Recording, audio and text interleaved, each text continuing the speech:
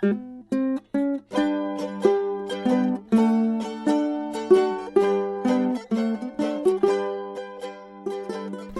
to Just Say This, the place to get all the help you need for the birds and bees talks. I'm your host, Amy Lang.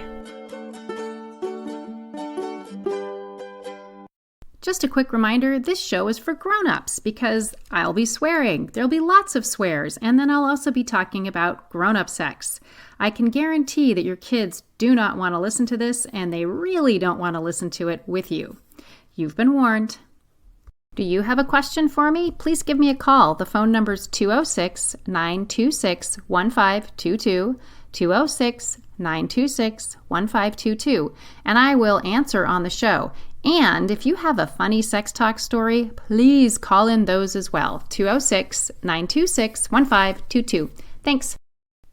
If you've been listening to my show, thank you so much. I really appreciate it. If you would bother to take a sec, pause me, rate, share, love it. I would love to have 10,000 downloads a month, and that means you and your pals. So thank you. Anyway, here are 3 weird ways to have the sex talk. First of all, you can play pin the ovaries on the uterus. This is just like pin the tail on the donkey, except it's the uterus. What you do is you cut out a uterus, you make some fallopian tubes, you make a pair of little ovaries, and then you stick that on the wall. You stick some sticky tapey stuff, blue tape works great, on the back of your ovaries. You blindfold your human, you spin them around, and you head them to the picture of the uterus and the fallopian tubes, and they pin them on. There you go. That's first weird sex talk tip.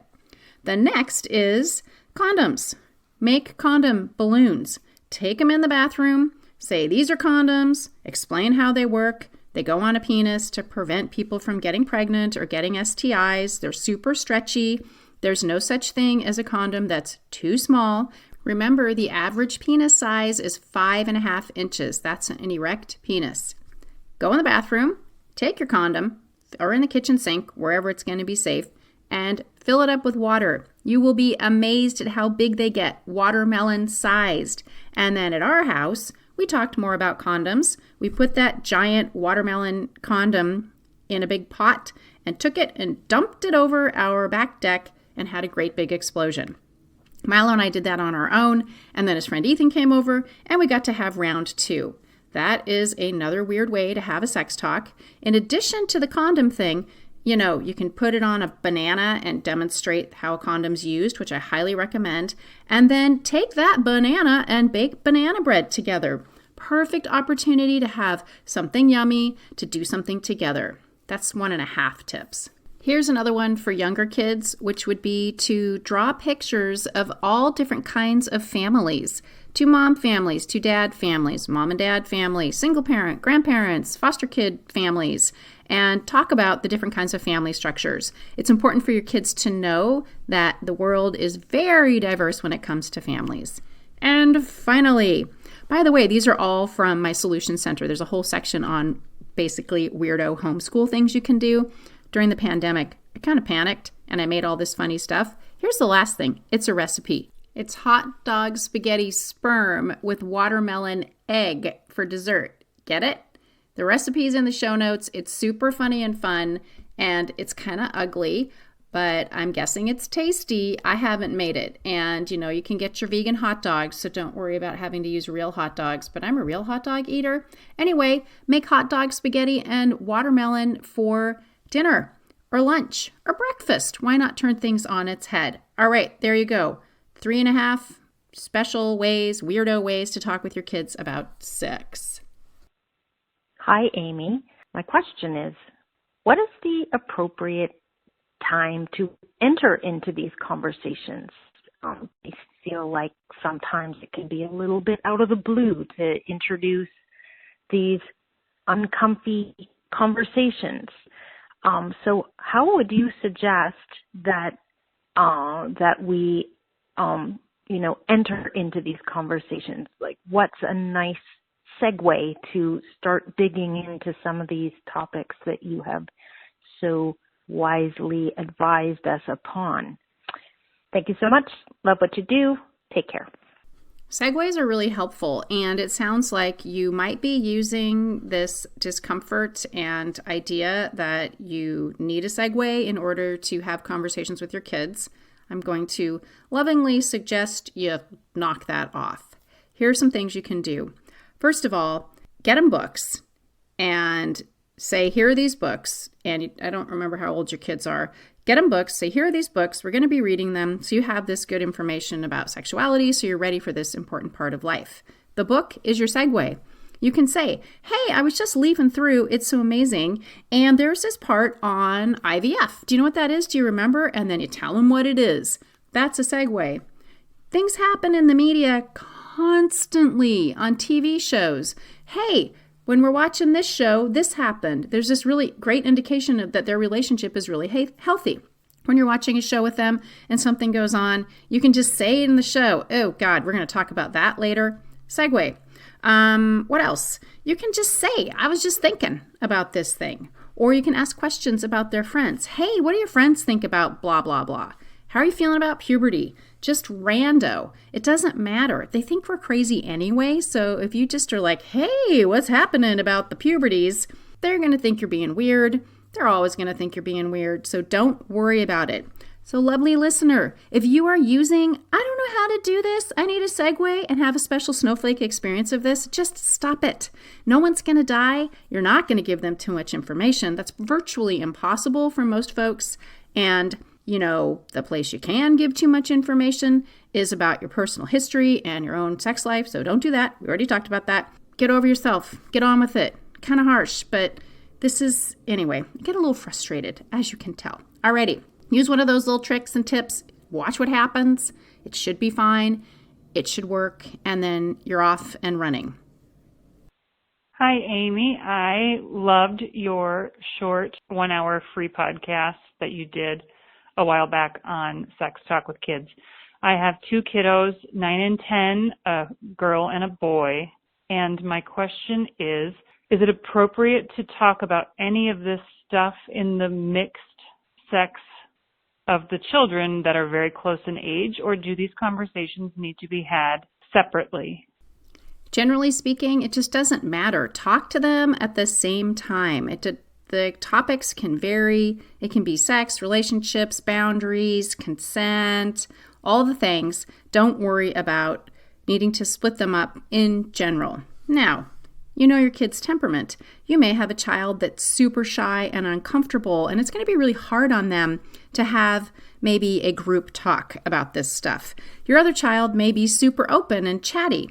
So there you go. You can talk about this stuff. With the shy child or the more reticent child, talk to them on their own. You also need to be a little sneaky and use some of the tips I talked about at the top to help you have those conversations. But generally speaking, especially because they're so close in age, just talk to them at the same time. It's way less work. You can also use the chattier kid to get to the non-chatty kid. So they may ask you a bunch of questions, the chatty one, and answer them in front of the non-chatty one. And yeah, don't worry about it. Just get her done. That's all you need to do is get her done and pay attention to their temperaments. Now, actually, as I'm thinking this through, puberty. Most kids are not super happy to be talking about their personal experience of puberty because it's private in front of their sibling. So there's that. You might not want to talk about the puberty with your daughter and the puberty with your son, cross-pollinating. That is probably going to be uncomfortable for them. But other than that, just talk to them at the same time. There you go. Hi, Amy. Calling about my 8.5-year-old son, who at the moment is a bit obsessed with kissing on the mouth. He seems to be interested in using me as his target or practice or point of interest at the moment. So there's a lot of me sort of fighting him off because he puts us into scenarios where we are sort of maybe wrestling, something that's innocent that we usually do that turns into, a close situation. And to him, his mind just goes to kissing on the mouth and he wants to kiss on the mouth.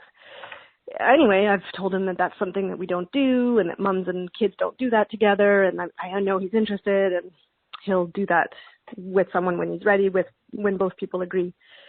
I'm not sure if there's more I can do about that or more I could say to him. I want him to feel okay about his curiosity and interest. but would love it if all of our playtime doesn't eventually lead to him wanting to explore that with me.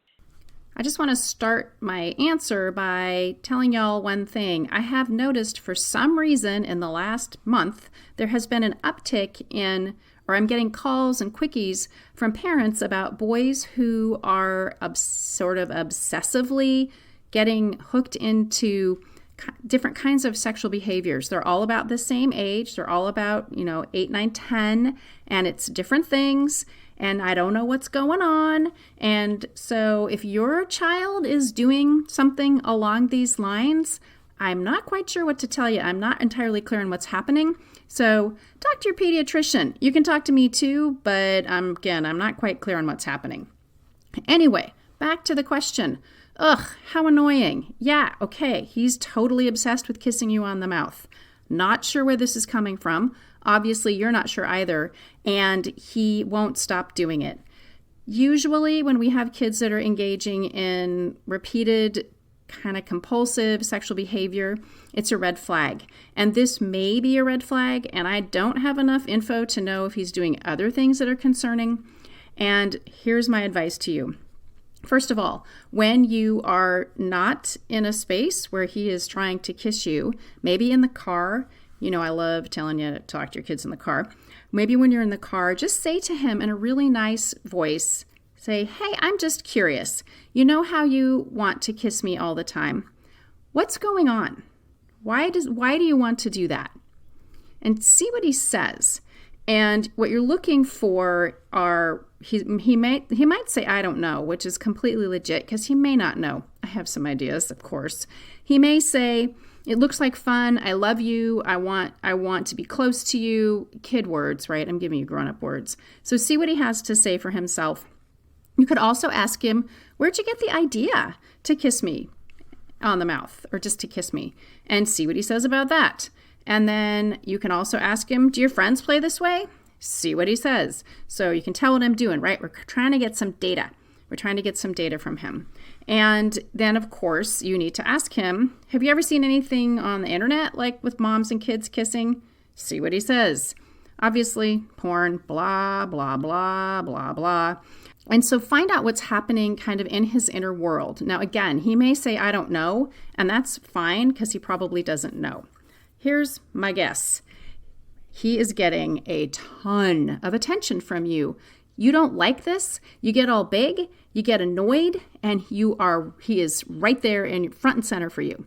My guess is that part of what's going on is that he's just attention seeking and he has figured out this really great way to hook you in.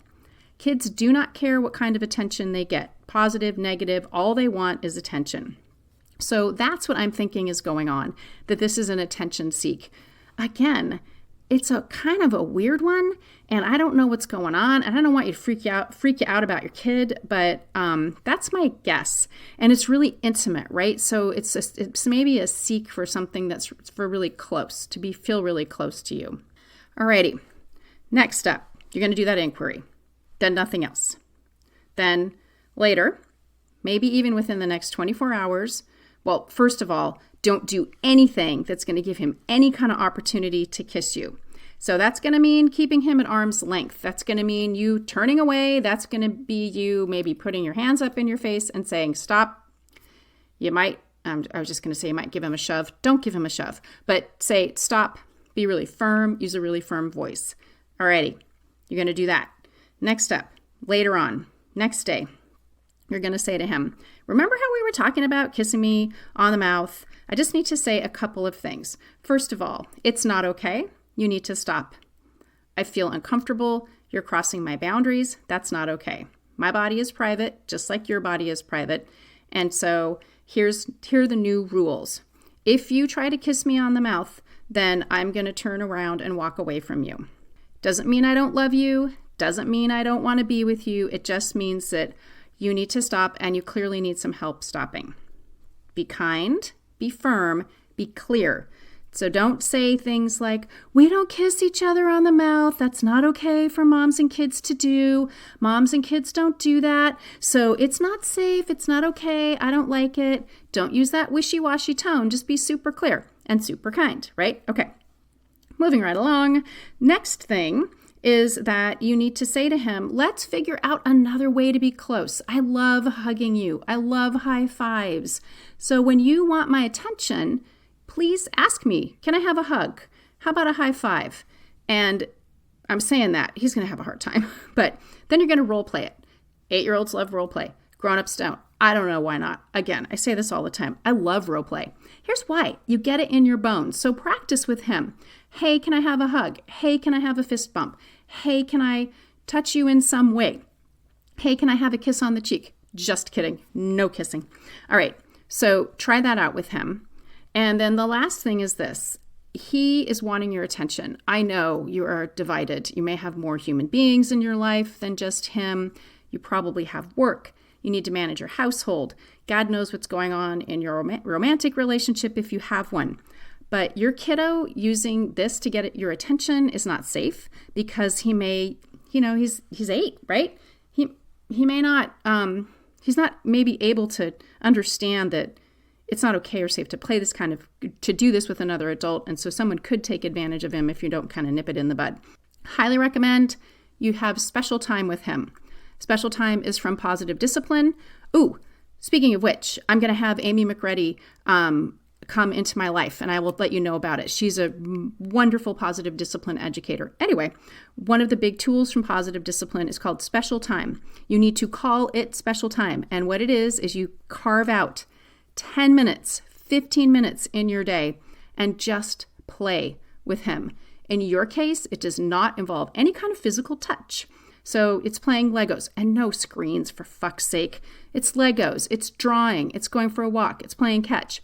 He decides what you do and you just go along. It's non-directive. He's the boss and you make it clear to him, this is our special time and you get to figure out what we're going to do together. No wrestling, no screens. What do you want to do? So set that aside. I know it's hard, but when kids need attention, like your kiddo needs attention, when you do special time, it fills up their love bucket, and this very well may reduce this behavior in him. What else? Get it on the calendar so he knows it's coming. It might change every day, so you can say, hey, we're going to do a special time tomorrow morning before you go to school, and make sure it happens.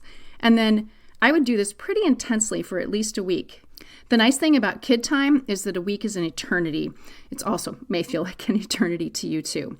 So try that out. If he cannot stop this compulsive behavior, then you need to talk to your pediatrician and see he may have some anxiety and he may need some support like that. Finally, my last thing, and this is for all of you, make sure your kids are getting enough sleep. They need a lot of sleep. If you have an 8-year-old that's going to bed at 9 o'clock, no. They need to be going to bed at 7:30 or 8. Kids who do not get enough sleep show symptoms that are similar to ADHD. Now, yes, kids have ADHD for sure, but just another thing to throw in there, which is not necessarily relevant to this question. Okay, there you go. Good luck. Do you want your kids to feel better than you did when it comes to sex? To feel better about who they are as a sexual person? To have healthier relationships? My Birds and Bees Solution Center has all you need to make this happen and to be their go-to source. There is a deep dive in how to have the talks so you feel confident. There are vetted books and videos for your kids. You don't need to worry about whether they're age appropriate. You'll also get a video on ages and stages, what they need to know at each age and stage so you can get caught up and then plan for the future. There are videos on puberty, porn, and online safety, and tons more.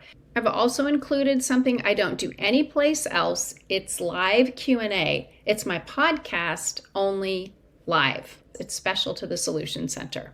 I want this to be as accessible as possible. It's super cheap. $69 a year. I did some used car salesman math, and that's 19 cents a day. And because you're a podcast listener, if you use the code PODCAST, you'll get 15% off.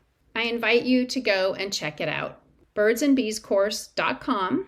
That's birdsandbeescourse.com.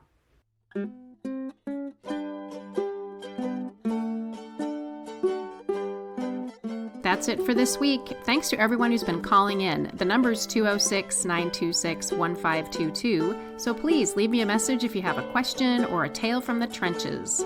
And thank you to Melanie Smith, my producer, and to Rolf, who wrote the Birds and Bees and Kids theme song.